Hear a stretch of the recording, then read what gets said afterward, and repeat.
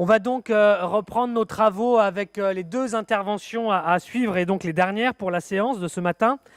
Comme l'a dit Catherine, où on va encore plus, entrer dans le thème de la question de la culture, hein, au sens où nous l'avons défini ensemble au début de nos travaux. Donc on va avoir deux interventions, une en français, une en espagnol. La première va être tout de suite l'intervention de Juan José Jaramillo, qui est directeur justement de la culture, du patrimoine et du tourisme de la ville de Barranquilla, en Colombie. Hein, donc deuxième, nouvel éclairage, à partir d'une expérience concrète d'une ville latino-américaine. Juan José est psychologue de formation, pour le présenter, spécialiste de la psychologie économique et de la consommation, c'est intéressant et original. Il est actuellement conseil du district de Barranquilla, donc district étant une entité territoriale de la ville, secrétaire au développement du département Atlántico, et il est également à la tête d'une entreprise qu'il a créée lui-même et qui s'appelle Estrategias LTDA, donc compagnie. La culture, l'art et la musique ont toujours fait partie de sa vie. Il a participé activement au carnaval de Barranquilla. Il représente d'ailleurs le maire de la ville auprès du conseil d'administration de l'organisation en charge de cette manifestation importante et même assez centrale dans la vie de cette cité. Juan José va nous parler en particulier de l'expérience des maisons de la culture qui se sont implantées à Barranquilla à l'échelle des districts, donc des quartiers grosso modo, et qui sont des lieux très importants pour l'intégration des populations, notamment dans les quartiers défavorisés et donc certainement du centre, intégration aux événements culturels de la ville, comme justement le carnaval, mais pas seulement. Ce qui est en jeu, c'est la possibilité d'accéder pour eux à des opportunités de formation, d'emploi avec les habitants via le véhicule culturel et également à travers lui la question que nous traiterons aussi de la pacification, de la paix sociale dans la ville, facteur évidemment de cohésion de la communauté. Sa présentation est intitulée « Les maisons de district, laboratoire pour la paix ». Buenos días a todos. Bonjour et merci de m'avoir invité. Merci à l'AFD, l'Institut des Amériques, ELAC. Je remercie tous les organisateurs et tous les collègues qui sont avec moi pour cette table ronde. Je vous transmets le bonjour de notre maire. Je vais donc vous parler de Barranquilla, qui est une ville caraïbe en Colombie, une ville par laquelle passe le fleuve Madalena, ville donc sur la Caraïbe, la mer Caraïbe. Barranquilla est un centre économique très important. C'est une ville de commerce, d'industrie, principalement. La ville de Barranquilla travaille depuis longtemps sur un plan, depuis 10 ans nous travaillons sur ces plans, depuis le gouvernement. J'en parlais tout à l'heure avec mes collègues. Je leur disais que une ville n'est pas conçue pour mettre en œuvre un plan de gouvernement de 4 ans. Non, le gouvernement travaille à long terme. À Barranquilla, nous avons de nombreuses institutions d'éducation.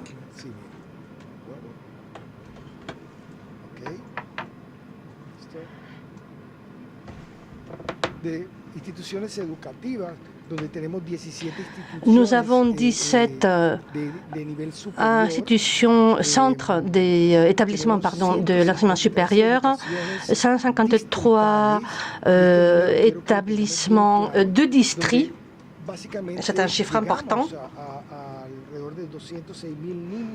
Nous atteignons presque 300 000 jeunes dans la ville. C'est dans notre ville qu'il y a le plus grand nombre d'écoles publiques en Colombie. Et nous avons à Barranquilla les 6 meilleures écoles publiques du pays. Pour ce qui est de la santé, nous sommes aussi un exemple et un modèle pour tout le pays. Depuis notre arrivée à la mairie, nous avons vu qu'il y avait un problème qu'on a appelé le parcours de la mort, c'est-à-dire les citoyens n'arrivaient pas à l'hôpital, n'entraient pas dans l'hôpital parce que il fallait... C'était tellement difficile de se déplacer, les quartiers étaient tellement loin physiquement de l'hôpital que, en fait, on mourait en cours de route quand on voulait aller à l'hôpital. C'était comme ça à notre arrivée. Donc, je vous parle d'une ville où maintenant nous avons 88% des citoyens, des habitants de Barranquilla qui sont satisfaits, qui se disent satisfaits du travail de l'équipe municipale. Notre maire, Alejandro Cha, a plus de 86% d'avis favorables et c'est tout à fait extraordinaire. Nous avons eu aussi une femme, Madame Noguera, qui a travaillé dans l'équipe. Nous avons donc cette parité-là et c'est comme ça que nous avons travaillé depuis bien longtemps maintenant. Je voulais donc vous parler de la culture à Barranquilla. Aravena, Whitaker, Acostas, qui sont intervenus au cours de ces colloques, vous ont déjà parlé de quelque chose qui est très important. Je parle donc de l'accès à l'espace public. Et à Barranquilla, nous l'avons. À Barranquilla, nous avons mis l'accent sur notre fête qui est maintenant patrimoine de l'humanité depuis 2003. Barranquilla est capitale de la culture depuis 2013. Le travail que nous faisons cherche à ce que le citoyen s'approprie cette fête populaire et l'espace public par une participation active dans les loisirs et la culture. Nous avons là les statistiques les plus récentes. Voilà le nombre de personnes qui sont venues au carnaval en 2018, presque 4 millions de personnes. C'est comme si vous remplissiez 39 fois le stade Camp Nou à Barcelone. Notre carnaval est durable parce que nous arrivons à un grand nombre d'habitants. Nous organisons 900 manifestations culturelles dans les 5 localités de notre ville. Nous sommes arrivés jusqu'à presque tous les quartiers. Et je vais vous montrer en couleur de quelle manière nous sommes arrivés physiquement jusqu'à la majorité de la population. 85% des manifestations étaient en accès libre. 15% avaient un accès un peu limité, il fallait payer.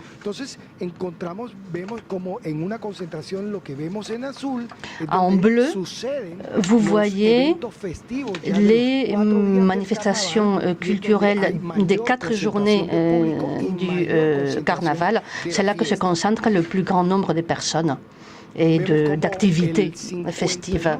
51% des habitants de Barranquilla se sont appropriés la fête. C'est pour cela que je vous parle de durabilité, parce que l'on peut dire que lorsque le citoyen considère la fête comme quelque chose qui lui appartient, on arrive à effectuer un grand changement et c'est pour nous une transformation à l'échelle nationale. Le carnaval dure année après année et devient de plus important année après année. Je vous accompagne donc à venir en 2019. Du 2 au 5 mars, vous pouvez venir à Barranquilla pour notre carnaval. Et je vous y incite. Alicia Bárcena, qui est secrétaire exécutive de CEPAL, nous disait hier que la culture est un élément qui participe au développement du pays, aussi du point de vue économique. La fête ne doit pas être juste une fête, pensions-nous. Ce n'est pas le moment de s'enivrer et juste faire la fête et boire de l'alcool. Non. Nous voulions montrer aux habitants de Barranquilla et à la Colombie tout entière et au monde entier l'importance de cette fête du carnaval pour l'économie. Énormément de personnes font marcher la fête. À la dernière occasion, nous avons fait bouger à peu près 23 millions de dollars au moment du pré-carnaval et pendant le carnaval, ce qui a généré 45 000 emplois directs et indirects, dont plus de 8 000, ce sont des emplois pour des musiciens. C'est donc une vraie culture, une vraie industrie de la culture, de la création. Nous avons 2400 groupes folkloriques et culturels qui participent. Nous pouvons parler donc d'une fête tout à fait intéressante de par sa diversité culturelle, parce que c'est un événement d'inclusion, un événement de musique, de toutes les musiques. Donc, l'industrie de la création. Nous avons créé un espace à Barranquilla où nous sommes régis par l'espace public. La prise de cet espace de par les événements culturels fait que, actuellement, l'habitant de Barranquilla, 80% des habitants, je vous disais, sentent que la culture est vraiment présente dans la ville. Et à Barranquilla, on sent vraiment qu'on a un accès libre et possible à ces manifestations et ces activités. Donc il y a le carnaval, la fête de la ville, la fête du cinéma, l'activité théâtrale. Nous avons toute une activité culturelle à Barranquilla tout à fait différente qu'il y a 10 ans parce que le maire a eu une attitude tout à fait volontariste et a parié pour la culture. Donc, on a commencé à changer les structures pour donner de la substance à la ville et nous pensons que cela se fait avec la culture. Donc, on commence avec l'infrastructure et là, nous avons agi de manière transversale. Nous avons créé des espaces, 127 nouveaux espaces verts, nouveaux parcs ont été créés et au bénéfice du citoyen. En tout, vous voyez, 76 734 mètres carrés d'espace vert public. C'est l'équivalent, c'est en plus quelque chose que l'on a fait de manière égalitaire, dans ce sens qu'on a construit dans le centre-ville et dans la périphérie. Nous voulions justement que ce soit égalitaire, qu'il n'y ait pas de différence, que nous ayons le même visage dans le nord et dans le sud. Le travail dans les parcs fait que les parcs présentent la même surface, la même façade partout. Et ils sont faits de la même manière dans les centres, à l'extérieur. C'est le même parc pour tout le monde, pour toutes les populations. Et avec la culture, nous nous approprions ces espaces. Au fur et à mesure que l'on ouvre ces espaces verts et que l'on ouvre les maisons de la culture, nous sommes capables d'ouvrir les espaces, de les rendre accessibles. On y met de la musique, de la lecture, du théâtre. Les enfants et les jeunes et les adultes et les personnes handicapées également, ils participent tous à cette œuvre culturelle d'insertion sociale. Et c'est un élément pour nous de l'économie durable. Donc, ce n'est pas seulement un plan de développement que nous avons suivi. Nous avons voulu nous occuper des personnes les plus défavorisées. Et nous avons ouvert 135 maisons de la culture.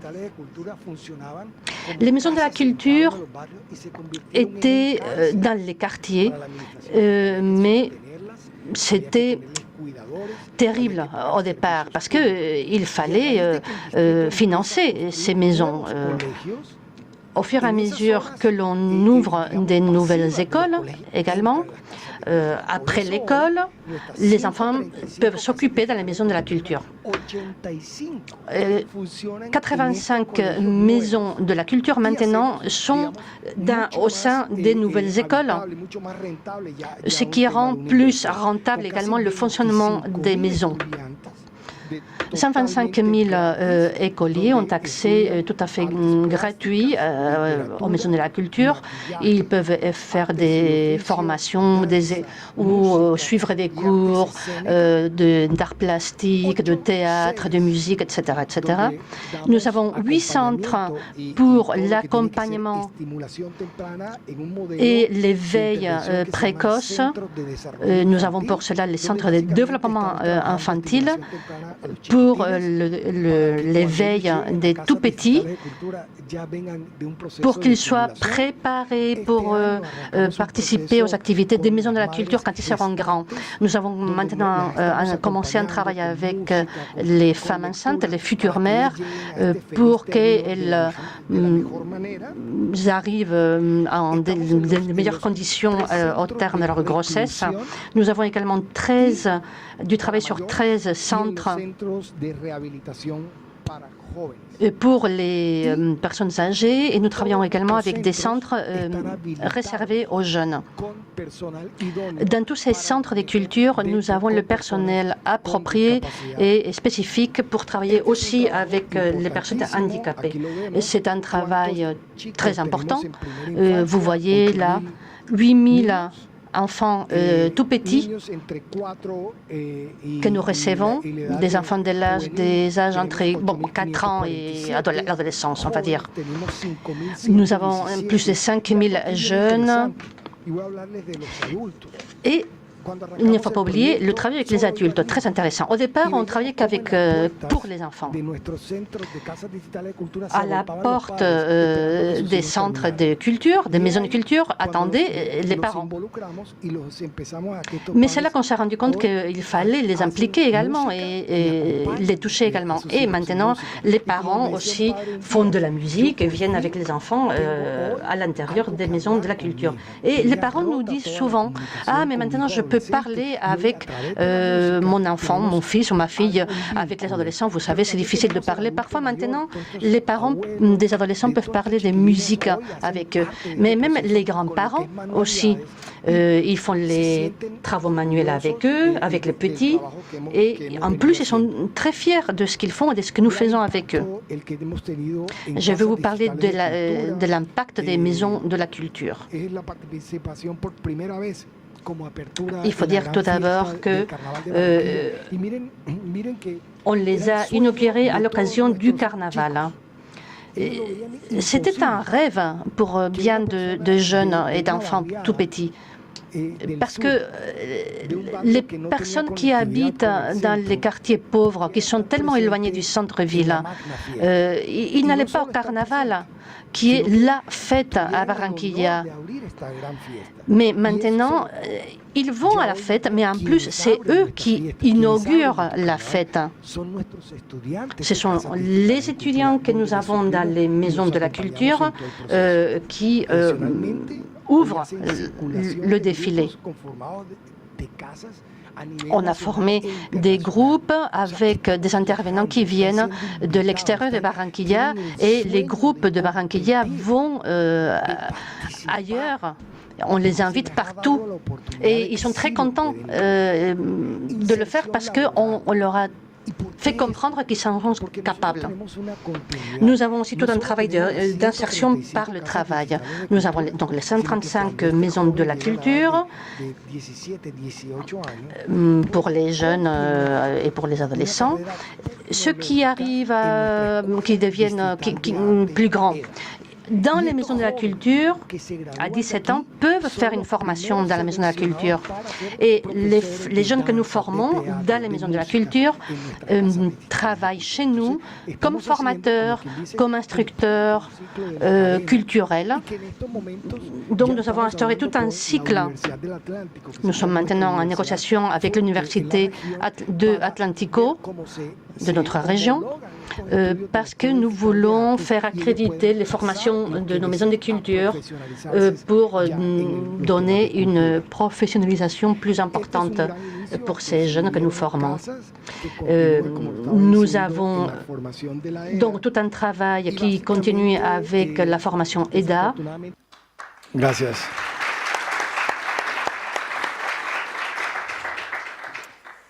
Merci. Nous allons maintenant nous diriger vers la dernière intervention de cette session, qui sera une intervention faite en français par Luis Miguel Camargo, qui est chercheur doctorant au CESPRA EHS, et également à l'Université del Valle en Colombie, Université Paris-Descartes. Son intervention va nous garder en quelque sorte en Colombie, toujours. Il va cette fois-ci nous parler d'une autre ville qui est celle de Medellín, mais également nous parler de celle de Fortaleza au Brésil. Donc voilà, il va nous parler de tout ça sur... excusez-moi, je reprends mes notes. Voilà, oui, c'est ça le thème important que j'avais dit tout à l'heure et qui n'a pas été encore traité. C'est la question de la violence, la question de la pacification de la culture comme véhicule de pacification face aux problèmes de violence qui sont des problèmes évidemment structurels, comme nous le savons tous en Amérique latine, pas qu'en Amérique latine, mais beaucoup en Amérique latine, et comment la culture peut permettre de contribuer à la construction ou la reconstruction de la paix et de la cohésion sociale. C'est autour de ces deux sujets que Luis Miguel Camargo va maintenant intervenir pour 15-20 minutes. Merci. Merci. Et je voudrais d'abord remercier les organisateurs de l'événement, et notamment spécialement Catherine Paquet de l'IRD et Anthony Covin de l'AFD qui m'ont appelé à venir vous parler. Et les réflexions que je vais présenter aujourd'hui dérivent d'une étude qui a été commandée pour l'AFD sur la prévention des violences en Amérique latine et Caraïbes et que j'ai faite avec Gérard Martin qui ne peut pas être présent aujourd'hui. Donc plusieurs intervenants ont déjà évoqué la question de la sécurité. Elle apparaît un peu de manière parfois transversale, parfois de manière directe, comme on vient de le voir dans la vidéo. Et Alicia Bárcena du CEPAL disait par exemple qu'elle dressait un tableau assez remarquable de l'évolution sociale en Amérique latine et Caraïbes. Elle disait beaucoup de problèmes ont été résolus. Elle employait une analogie avec une porte, la porte de la maison. Elle disait à l'intérieur on a réussi, les foyers ont réussi à résoudre un certain nombre de problèmes, mais à l'extérieur, une fois on franchit la porte, il y a beaucoup de problèmes qui continuent à être présents, et notamment, elle a dit, les problèmes de la sécurité. Et un autre élément qui a été évoqué aujourd'hui beaucoup, c'est le vivre ensemble. En Amérique latine, on emploie ce terme de convivencia. Du coup, pour mettre en œuvre la ville... Est-ce que je peux avoir le... Pour mettre en œuvre du coup la ville durable, et en Amérique latine, les villes latino-américaines et caribéennes font face à un défi. Les violences dans les villes sont un obstacle pour le développement. Elles ont des impacts profonds sur la société, sur la gestion publique, sur le fonctionnement de la démocratie, sur le climat d'investissement, sur le développement socio-économique. Elle suscite des réorientations des programmes des politiques publiques, exige des ajustements des marchés, génère des sentiments d'insécurité individuelle et collective et qui mettent à mal les relations de solidarité et de confiance entre les citoyens. Donc nous voyons bien que le thème de la violence n'est pas un thème sectoriel qu'on peut laisser de côté uniquement, que ce soit du côté de la santé, que ce soit du côté de la régulation de la vie publique et de la sécurité, mais qu'il faut comprendre dans tous ces enjeux et dans tous ces impacts. Donc, d'autant plus que les violences dans les villes latino-américaines ont tendance à amplifier les inégalités.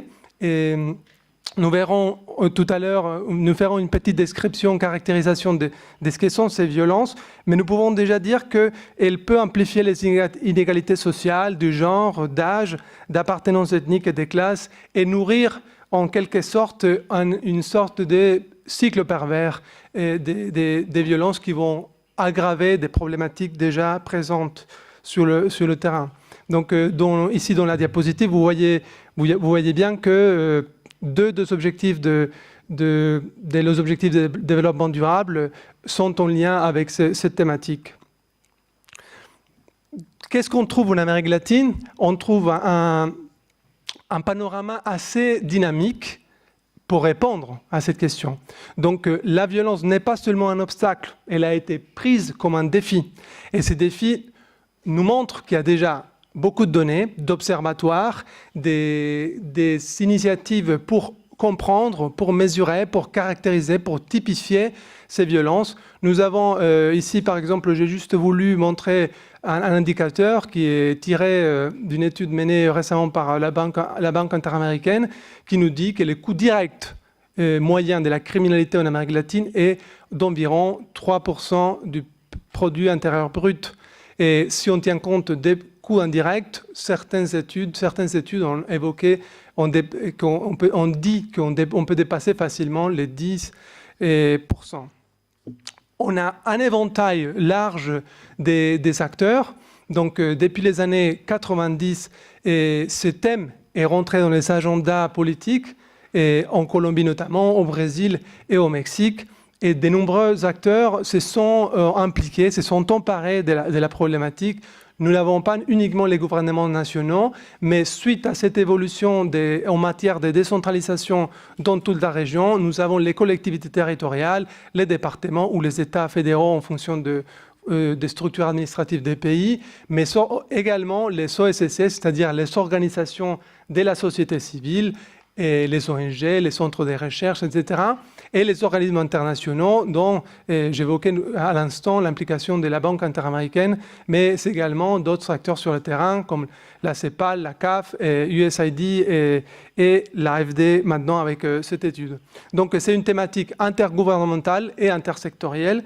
Et je m'aimerais m'arrêter sur cet aspect, sur l'aspect projet, puisqu'il s'agit de penser comment on bâtit des villes durables. Eh bien, la violence peut au moins être prise en compte, et surtout les outils de prévention peuvent au moins être pris en compte des trois façons. D'abord, pour éviter que ça soit un obstacle pour la faisabilité même des projets, que ce soit des projets d'infrastructure, dans la construction des centres de culture, que ce soit dans d'infrastructures de transport, d'aménagement urbain, etc.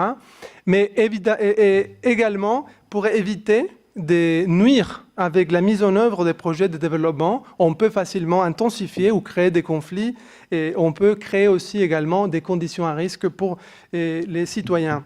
Mais enfin, pour apporter des réponses complémentaires qui soient adaptées aux ces stratégies qui sont déjà sur place. Et j'aimerais retenir cette idée des Rosemay tout à l'heure, c'est l'idée de la mémoire institutionnelle. Nous avons déjà énormément d'expérience et il faut, avant que lancer de nouvelles idées, faire une espèce de cartographie de ce qui existe sur le terrain. Donc, le contexte de l'étude, comme je disais, c'était une étude pour fournir des recommandations opérationnelles à l'AFD, et pour qu'ils sachent comment ils peuvent intégrer de manière modeste et progressive la thématique des violences et les outils de prévention. Et pour cela, nous avons fait évidemment une revue de la littérature, mais également des missions de terrain en Brésil, en Colombie et au Brésil. Donc maintenant, je vais parler un peu de ce qui caractérise ces violences. À la différence des violences plus politiques des années 1960-1980, les violences contemporaines sont davantage, on dit souvent, urbaines. Donc, c'est-à-dire qu'elles se passent dans les villes et sont liées à ces phénomènes d'urbanisation. Et elles sont aussi dépendantes de plusieurs phénomènes. Donc, nous voyons dans le graphique la prépondérance de l'utilisation d'armes à feu. Les marchés, c'est en lien évidemment avec le système de régulation des ports d'armes à feu, et de la violence criminelle également, du trafic des drogues notamment et d'armes à feu. Les processus d'informalité politique dont on a parlé énormément, et surtout à partir de la première de conférence d'ouverture, et les inégalités sociales, la précarité, l'impunité et la faiblesse des institutions. Je m'aimerais juste faire remarquer quelque chose. Les taux d'homicide et l'indicateurs les plus classiques que nous employons tous, soit pour attirer l'attention sur l'envergure de la problématique, soit pour commencer nos analyses. Mais en fait, il faut aller au-delà. Déjà, on peut commencer à désagréger, et en le désagrégeant, on voit par exemple que les populations et les secteurs les plus affectés sont souvent les jeunes hommes, et les femmes, les communautés où la présence étatique est faible, les quartiers et les secteurs où les contrôles sociaux et territoriaux est disputé entre des groupes criminels, bandes et forces publiques, les populations à faible revenu et des bas niveaux scolaires et les personnes racisées, c'est-à-dire ce qui n'est pas un concept, mais c'est une manière d'agir en fonction de ce qu'on considère être un indicateur de la catégorie sociale des gens, c'est-à-dire de la racialiser. Donc, et ensuite, ce problème de mesurer les violences en ville nous amène aussi à penser à d'autres indicateurs qui existent déjà, dont notamment les études de perception, les enquêtes de victimisation et les observatoires qui se multiplient dans la région, et justement à partir des initiatives des années 90. Donc les violences, si on veut les caractériser, on découvre qu'il y a multiples manières. On peut les caractériser en fonction du motif, du degré d'organisation des acteurs violents. Donc on peut parler des violences, des crimes organisés, on peut parler des violences spontanées ou ordinaires, on peut parler aussi en fonction du motif des violences politiques, violences économiques, etc. Donc il y a une fluidité, une instabilité de ces violences et des acteurs des violences et des crimes. C'est ça qu'il faut retenir. Donc les auteurs d'agressions et des crimes violents sont composites, et les formes de victimisation évoluent dans le temps. Donc, quand on se penche sur l'aspect comment on les caractérise-t-on, on se heurte à un problème. Il est difficile de discerner parfois entre si la violence est une cause ou une conséquence. Donc, ce qu'on trouve sur le terrain, avec les études empiriques, c'est qu'en fait, il a une certaine espèce de caractère circulaire.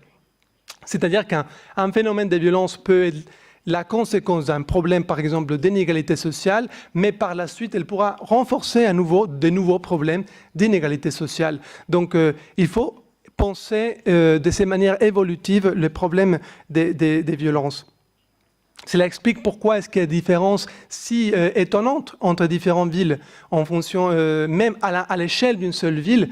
Et on remarquera que certains secteurs concentrent la plupart des violences et d'homicides, mais cela ne veut pas dire qu'il n'y a pas de violences dans d'autres secteurs. Cela va uniquement dire que dans ces secteurs, il y aura prédominance d'une forme et pas d'une autre. Pour expliquer les violences, on a fait ces petits tableaux qui montrent, vous voyez, la complexité du phénomène. Ces tableaux ne viennent pas uniquement de la revue de la littérature. On peut s'identifier aussi en tant que citoyen, en tant qu'ONG, en tant qu'administrateur, en tant que politicien. On pense le problème de la violence de cette façon-là. Et l'analyse des causes et des expressions, à partir de cette étude, nous voulons montrer qu'elle doit être contextuelle et conjoncturelle, ne serait-ce qu'en raison du fait que les violences en ville entretiennent des liens complexes avec d'autres phénomènes sociaux tels que l'informalité, l'inégalité, la précarité et la faiblesse des institutions. Donc, les meilleurs diagnostics locaux et régionaux combinent une analyse des causes des violences, des dynamiques des acteurs, mais surtout aussi du contexte de la situation. Et pour contexte, nous entendons aussi les modes de victimisation, les statistiques, etc., mais également les politiques et les projets mis en place pour y faire face. Les mécanismes d'articulation interinstitutionnelle et intersectorielle. Et j'aimerais qu'on retienne cette idée d'articulation parce qu'elle est essentielle dans ce qui va venir par la suite. Donc je vais aller plus rapidement parce que le temps passe vite. Il y a des solutions qui existent. Ces solutions répondent évidemment à ce tableau hétérogène, cette multicausalité du problème. Et nous voyons là que le modèle des préventions s'ajuste aussi aux problèmes de gouvernance et des réformes institutionnelles qui sont en cours dans la région, mais également avec des problèmes qui sont plus en lien avec des projets de développement urbain, comme les traitements socio-spatial de la violence. Pour faire un bilan de ces approches mobilisées, on constate du coup qu'il n'y a pas de format unique. Les approches ont été motivées par des besoins concrets. Il fallait prioriser certains groupes de la population, certaines formes de violence. Donc, dans certaines villes, par exemple, c'est la violence domestique ou la violence faite aux femmes, la violence envers les enfants. Donc, c'est ce qu'il faut retenir.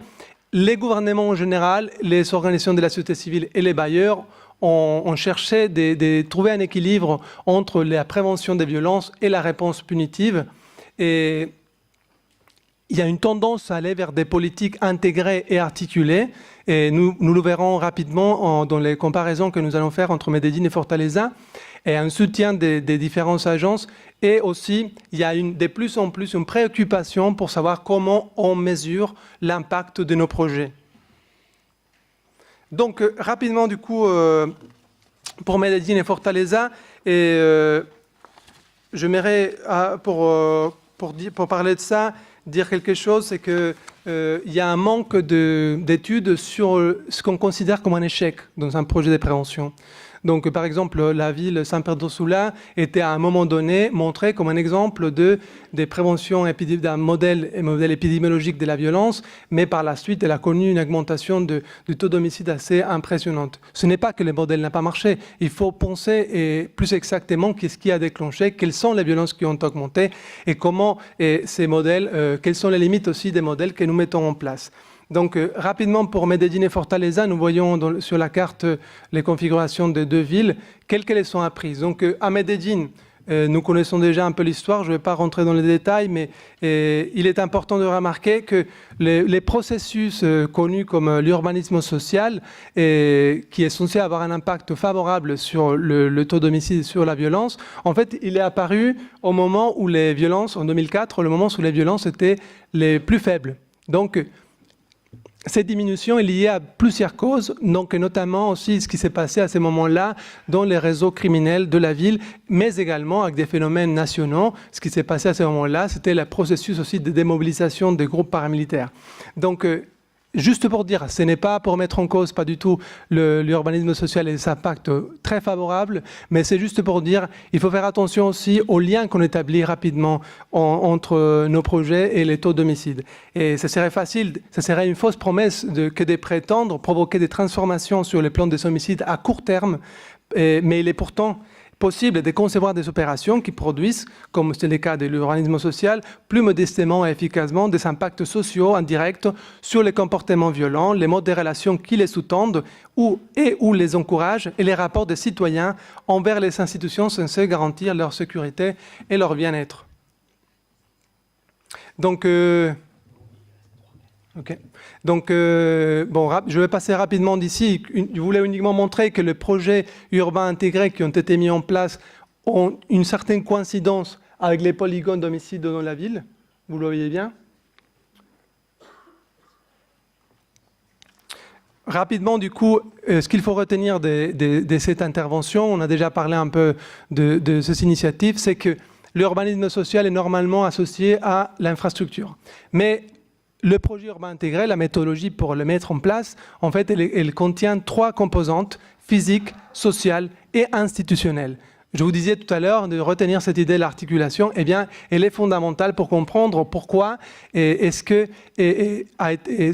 initiatives ont été si importantes. Mais également, il faut tenir compte aussi des modes de participation qui ont été mis en place. Un militant du quartier me disait: bon, nous n'étions pas d'accord avec les modes de participation de l'urbanisme social, mais il faut reconnaître que la participation était vraiment de la participation. On n'était pas appelé uniquement pour venir nommer les stations de métro. Et finalement, aucune étude d'impact a été faite pour confirmer les liens entre la diminution supposée des violences en ville et les projets de développement urbain. Et c'est un sujet qui coïncide aussi avec Fortaleza et qui motive plusieurs agences dans la région. Donc rapidement, à Fortaleza, les contextes différents. Et les contextes différents, il y a une évolution d'homicide, pour finir, qui se déploie depuis 2008 et de manière critique depuis 2016. Et bon, je ne vais pas montrer un peu ce tableau, mais juste pour montrer, il y a, en même temps qu'il y a une augmentation, une aggravation de la situation des violences, il y a énormément d'initiatives qui se déploient. Nous voyons ici différentes modalités. Je m'aimerais uniquement parler de celle-là. C'est le Sahara Pacifico, parce que, je le disais tout à l'heure, il est important, et c'est ce qui ressort un peu de l'étude également, d'articuler ces initiatives, de faire dialoguer la population civile, mais également de faire dialoguer les agences entre elles. Parfois, il y a des projets faits par des différents bailleurs et ils ne se connaissent même pas alors qu'ils sont sur le même territoire. Donc, le défi pour Fortaleza, du coup, c'est renforcer leur intégration dans les territoires et améliorer cette articulation. Et il y a des opportunités sur le terrain parce que plusieurs bailleurs se montrent intéressés. Donc, juste pour finir, la participation, l'articulation interinstitutionnelle apparaissent comme des éléments essentiels pour garantir l'inclusion de ces sujets-là dans la ville durable. Merci beaucoup. Merci beaucoup. Merci beaucoup, Luis Miguel, pour cette intervention qu'on a malheureusement dû un petit peu accélérer, qui était très riche, très dense. Mais j'imagine que cette étude, on peut la, oui. La trouver. Et il y a déjà les résumés exécutifs de l'étude a été posté hier sur le site de l'AFD, sur le site de l'Amérique latine et dans documents recherche ou publications institutionnelles. L'étude va bientôt être publiée. Comme vous avez vu, nous avons noué un partenariat avec l'IRD, donc soit avec l'IRD, soit avec l'AFD. D'accord, formidable. Donc voilà, pour ceux et celles que ça intéresse, et ça nous intéresse, donc rendez-vous sur le site de l'AFD pour pouvoir bien consulter cette étude dans son intégralité. Alors, il nous reste un quart d'heure pour clore la session et donc poser vos questions, etc. Donc je vous cède la parole. Tout de suite. Qui veut prendre la parole pour poser une question à nos intervenants? Alors, il y a Catherine. Après, monsieur. D'accord. On va en prendre comme on a fait tout à l'heure. On fera un petit paquet de 3-4. Catherine. Oui, surtout après les deux présentations là, de Colombie. On en a discuté avec les intervenants colombiens. Notre actualité, d'abord un préalable. On s'est rendu compte, après avoir monté cette session, que finalement, on n'avait pas d'exemple d'Europe. À la différence des autres sessions on a vraiment essayé d'avoir cet équilibre entre des exemples Europe, Amérique latine, Caraïbes. Donc on en avait aussi, mais on n'avait pas assez de temps. Donc bon, finalement, on a laissé les choses comme ça en disant on essaiera aussi dans les débats peut-être de parler d'expérience en Europe, mais je le partageais avec nos intervenants colombiens. Moi, je n'ai pas pu m'empêcher, en travaillant en amont avec eux, de penser à notre actualité en France. Récentes, nos discussions sur le plan Borloo, sur qu'est-ce qu'on fait dans nos banlieues et évidemment les exemples qu'on voit en Colombie, mais pas uniquement en Colombie, parce qu'il y a aussi d'autres exemples en Amérique latine, je crois qu'ils sont extrêmement intéressants et devraient nous inspirer en termes justement de parce qu'on a vu sur la danse l'utilisation de ces vecteurs culturels à Barranquilla, effectivement, pour l'intégration des jeunes dans les quartiers défavorisés.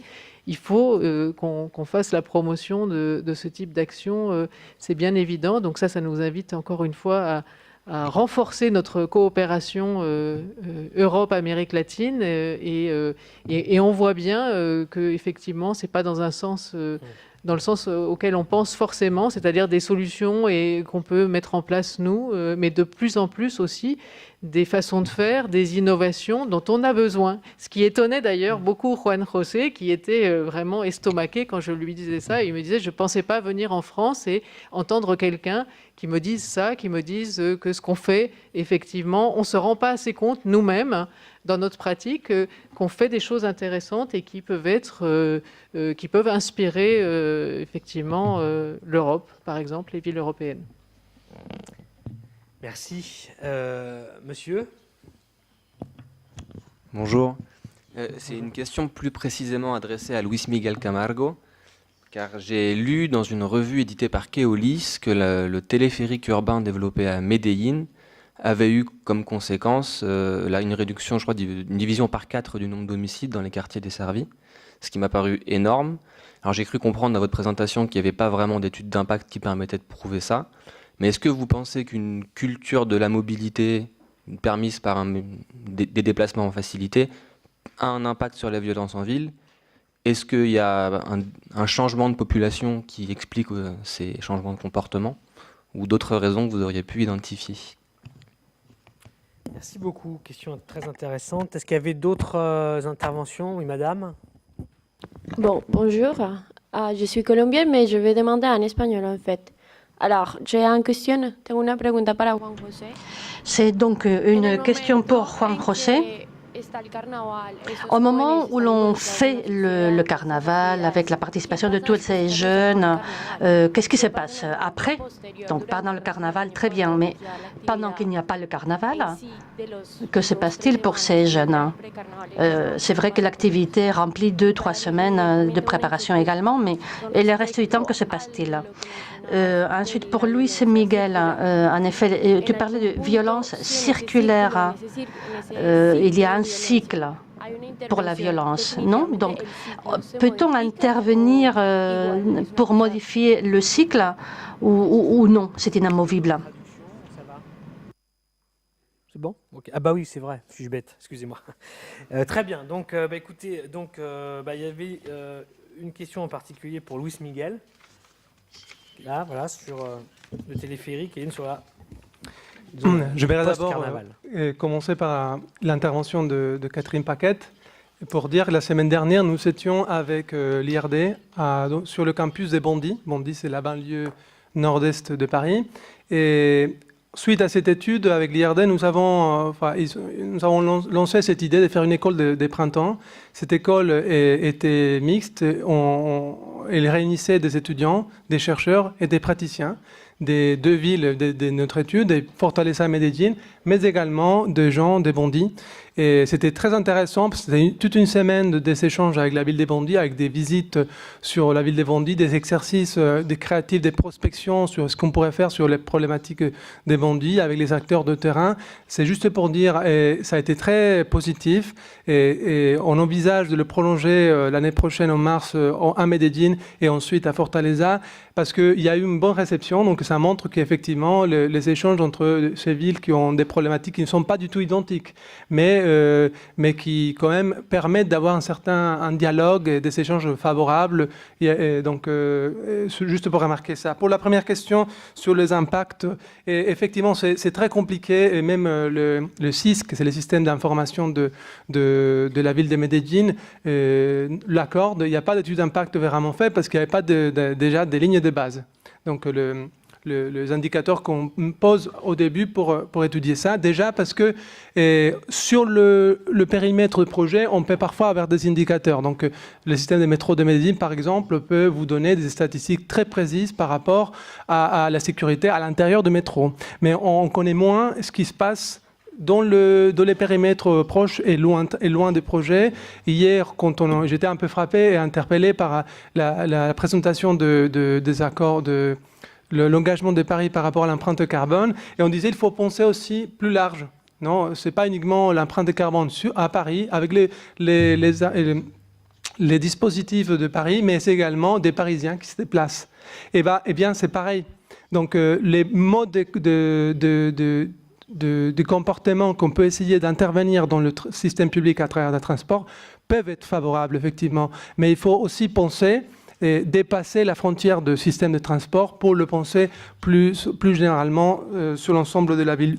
Oui, je crois qu'un système de transport et un système de l'aménagement urbain peut avoir un impact favorable, ne serait-ce que parce qu'il y a une dette sociale, comme on disait à Medellín à l'époque, envers de certaines populations, parce qu'il y a un déficit de la réponse aussi lié à l'accélération de cette évolution dans les villes latino-américaines. Donc je crois qu'évidemment, on peut avoir un impact favorable et on le constate sur le terrain. Par contre, je pense qu'à lui tout seul, le projet ne peut pas forcément avoir un impact favorable. Et c'est pour ça qu'il fallait penser ces autres composantes, donc l'articulation avec la participation, mais de la vraie participation, cette composante sociale, l'articulation des agences qui sont sur le terrain, pas l'articulation uniquement dans le bureau, mais l'articulation, comme je montrais avec le projet Sierra Pacifico, sur le terrain, avec les acteurs de terrain et les gens qui sont délégués des différentes instances sur place. Donc par rapport à la violence circulaire, c'est pas la respondo en español, entonces no es un. Et donc maintenant je vous réponds en espagnol. Ce n'est pas fatal. On parle de cycle de violence et de violence circulaire parce qu'on veut montrer que la violence, il faut l'étudier dans sa conjoncture et dans son évolution dans le temps. Il ne faut pas s'imaginer que l'on modifie juste un indicateur comme taux d'homicide et ça va. Non, il faut aussi penser qu'il peut y avoir d'autres causes qui produisent les effets que nous recherchons, d'où l'intérêt d'une vision globale. Il faut déterminer quelles sont les priorités pour qu'est-ce qu'on va étudier, quelle est la problématique qui nous intéresse, quelle est la perception de la population, de quelle manière peut-on interpréter la réalité sur le terrain, de la part des autorités, des organismes internationaux, les universités. Chacun a sa théorie et son explication de la violence. Donc c'est complexe, il faut en tenir compte, mais ce n'est pas inévitable non plus. Notre étude essaye de prouver que la prévention est un outil précieux pour rompre le cycle et créer des dynamiques beaucoup plus pacifiantes. Alors, il y avait aussi une question sur que se passe-t-il après le carnaval pour Juan José Jaramillo. Gracias. Primero quiero agradecerle a Catherine. Oui, merci et merci à Catherine. Notre plan d'aménagement dans la périphérie fait que maintenant, si vous y allez, vous voyagez, vous voyez des pays, des endroits où tout le monde a tout. Alors, on se rend compte que c'est très important de travailler à partir de la périphérie urbaine, de tenir compte des spécificités propres de chaque endroit, de chaque habitant. Il faut connaître bien les besoins de chacun pour bien cibler nos actions. Notre projet avec les maisons de la culture, et les maisons sont présentes dans 85 quartiers. Nous avons fait un travail transversal avec toutes les équipes de gouvernement. Nous avons travaillé sur la violence partout et sur 35 quartiers qui sont zones rouges, nous sommes présents également. Et en fonction de cela, nous organisons notre action. Et par exemple, nous tirons profit des intérêts culturels des jeunes pour intégrer ces jeunes qui pourraient être violents, ou ils le sont déjà, dans tout un autre processus qui le transforme. Et je vais dire à ma compatriote colombienne que les maisons de la culture à Barranquilla sont ouvertes toute l'année. Alors c'est vrai qu'on fait un grand travail pour le carnaval, mais le reste du temps, il y a des activités culturelles et des formations Et également, nous organisons des voyages pour tous ces jeunes, pour qu'ils aillent voir ailleurs ce qui se passe. Nous y intégrons des handicapés également, pour qu'ils puissent avoir accès à différentes manifestations culturelles. Nous avons les Fleurs de Barranquilla, qui sont des chanteuses qui transmettent le folklore du fleuve Madeleine, et qui sont les mères ou les grands-mères de tous ces jeunes. Tous ceux qui participent au carnaval font l'objet d'un travail que nous faisons avec eux pour qu'ils se rendent compte qu'ils participent à la fête leur appartient, et de cette manière, ils participent également à toute une économie culturelle. Donc, sur le carnaval, nous travaillons pendant toute l'année, 365 jours par an, pour tirer profit de ce patrimoine culturel que nous avons dans le bénéfice de tous les habitants. Et c'est pour cela que nous avons pu créer et ouvrir des écoles et ouvrir des formations à tout le monde. Grâce au soutien de l'État, grâce à la politique de financement public pour la formation, et nous avons aussi des bourses d'aide pour ces formations. On arrive au terme de notre séance, de notre session. Donc on va remercier évidemment chaleureusement nos intervenants pour leur brillante contribution. Et je vais laisser Catherine conclure. Merci. Je voudrais donc remercier tous les intervenants, remercier aussi notre animateur, qui est quelqu'un qui connaît bien aussi ces questions urbaines. Et j'ai l'impression qu'il a appris beaucoup de choses très intéressantes ce matin.